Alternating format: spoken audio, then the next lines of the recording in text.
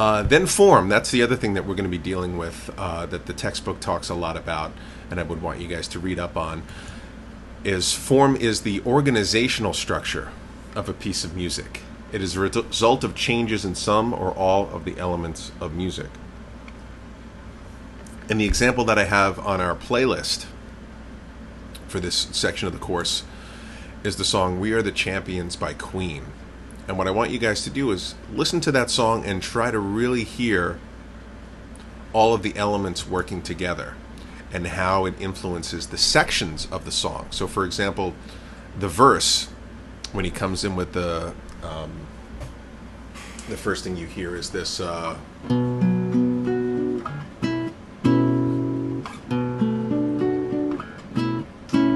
I paid my dues time after time. You'll hear at the very beginning, and believe me, I won't go and sing a Freddie Mercury song for you. I'll spare you that. But you'll hear that the verses are very light in texture. And what I mean by that is you just hear the piano and the vocal. And little by little, other layers are added. We eventually have the bass guitar coming in, and I think the bass guitar actually is right in at the beginning. What happens is then the guitar is added to the texture, and finally we get this build-up to this big chorus when they sing "We Are the Champions," and all of these layers are added.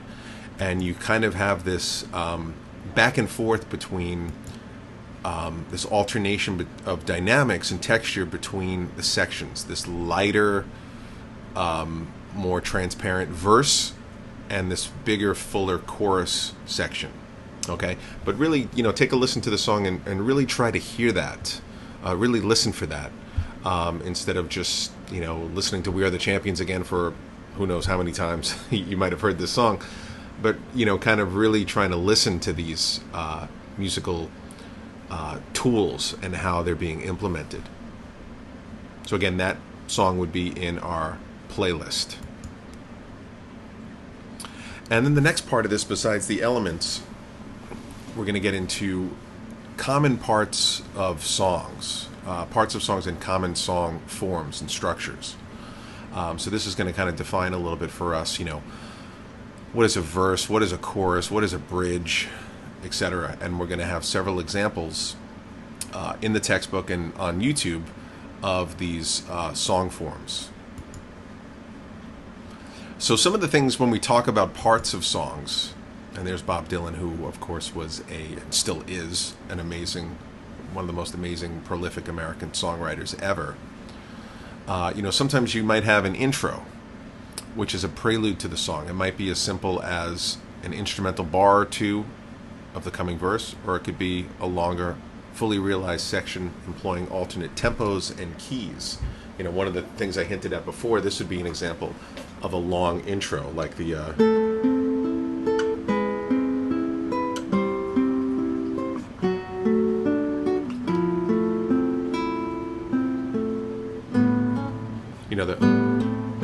Stairway to Heaven, or what I played, the other one I played before, Dust in the Wind by Kansas.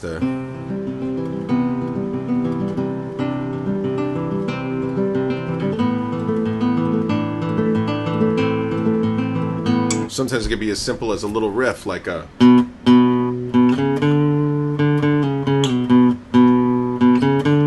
like the Rolling Stones, "I Can't Get No Satisfaction." It could be something like Pink Floyd's "Money."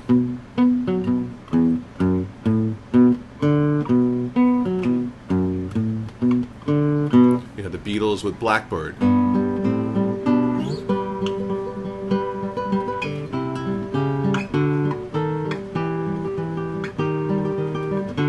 I think by then, the lyrics come in right away almost on that. So again, they could be intricate. I'm thinking about like Yes.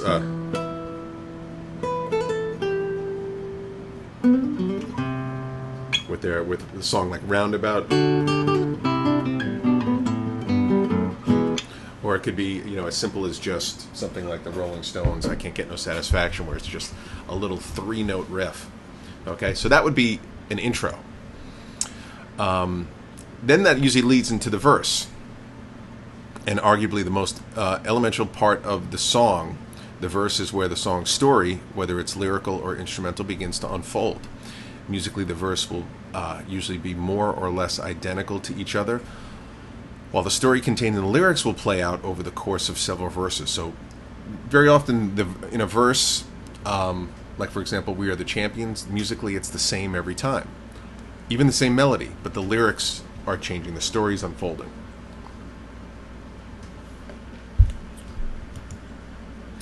Then we would get into, some songs will have a pre-chorus, which is sort of kind of like a musical spacer between the verse and the chorus.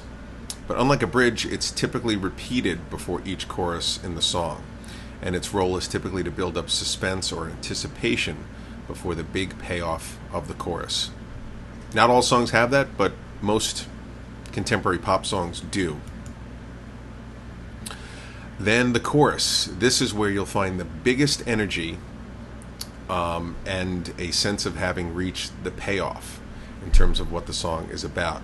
Ideally, it's also the catchiest part of the song, the part the listener will want to return to again and again. Generally, the title is sometimes found in the chorus, and generally the lyrics will be, usually the lyrics for the chorus are the same every time. Like for example, every time "We Are the Champions" comes up, he sings the same thing. Then this is also something similar to pre-chorus. Some songs might have it, some songs might not. And this is a bridge. And you want to think of this section as a palate cleanser, interrupting the standard verse-chorus trade-off by introducing a new musical and lyrical content. There's also typically a bit of tension, of build-up implied, so that when the familiarity of the verse reappears, the listener feels a sense of reward. So that familiarity of the verse,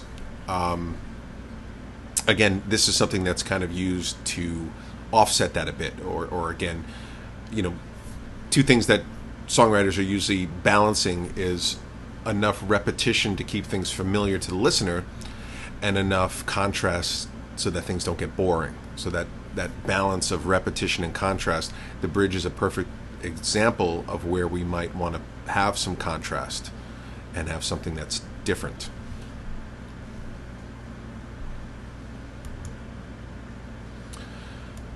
Then we might have an outro, or in classical music this is referred to as a coda. And like the intro, the outro or coda is a section of song that takes us out of the song's emotional landscape. It can be as simple as a bit of a verse or chorus repeated several times, or it can be an entirely new section of music. Great example, if you've heard the Beatles' "Hey Jude." This includes a very, very long coda where they just sing that "na na na na, hey Jude" over and over and over and over again. That would be an example of an outro, because it never does go back to any other previous part of the song. Kind of just takes us out. Then as far as song forms go, we're going to be looking at a few, and again, the book will give us specific examples, and those examples are in our playlist. Simple verse form, where all verses are based on the same music, no chorus. Example would be "Rocket 88" by Jackie Brenston and his Delta Cats from 1951, a song that a lot of people might consider to be one of the first rock and roll songs. We're talking about how we're going to date rock and roll and the start of rock and roll. This is one of the most significant records because a lot of people consider this to have all the components of rock and roll, but still predating rock and roll at the same time. Another one is going to be simple verse chorus. That's where verses and choruses are based on the same music. An example is that we're going to listen to is "Can the Circle Be Unbroken" by the Carter Family, going all the way back to 1935. Another song that's going to give us an example of an AABA form, where verses and the bridge are based on different music, and it can employ a full or partial reprise, which means a repeat. And the example of that's going to be "Great Balls of Fire" by Jerry Lee Lewis from 1958. And then finally, something called a contrasting verse chorus, where verses and choruses are based on different chords, different music. Perfect example, actually, we've been talking about it, is "We Are the Champions." If you listen to that song again, you'll realize that There's different music in the verses and in the choruses. Another example is a song by the band The Crickets, Buddy Holly and the Crickets, called That'll Be the Day, from 1957.